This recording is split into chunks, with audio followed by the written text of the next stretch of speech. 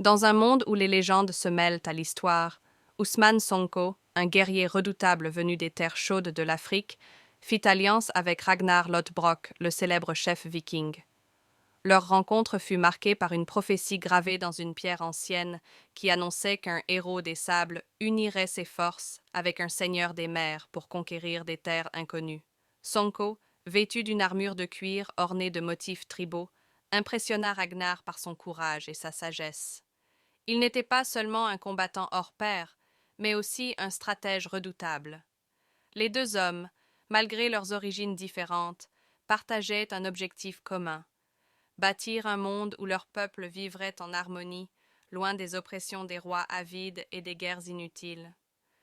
Lors d'une expédition vers une île mystérieuse, Sonko et Ragnar menèrent leurs guerriers à travers des batailles épiques.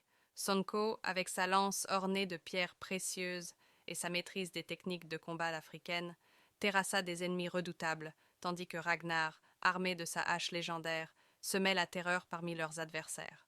Ensemble, ils étaient invincibles. Mais leur plus grand défi fut de faire face à un dragon mythique qui gardait l'accès à un trésor ancestral.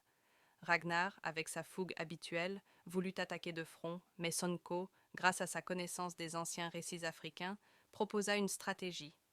Il fabriqua un piège ingénieux avec des herbes toxiques et du feu, affaiblissant le dragon avant que Ragnar ne porte le coup fatal. Leur victoire cimenta leur légende. Sonko devint pour les Vikings un héros venu des étoiles, tandis que Ragnar apprit l'importance de l'union entre des cultures différentes. Ensemble, ils prouvèrent que la force ne résidait pas seulement dans les muscles, mais aussi dans l'esprit et l'unité. Leur alliance marqua un âge d'or pour leur peuple, une époque où les frontières entre les mondes s'effacèrent pour laisser place à une fraternité universelle.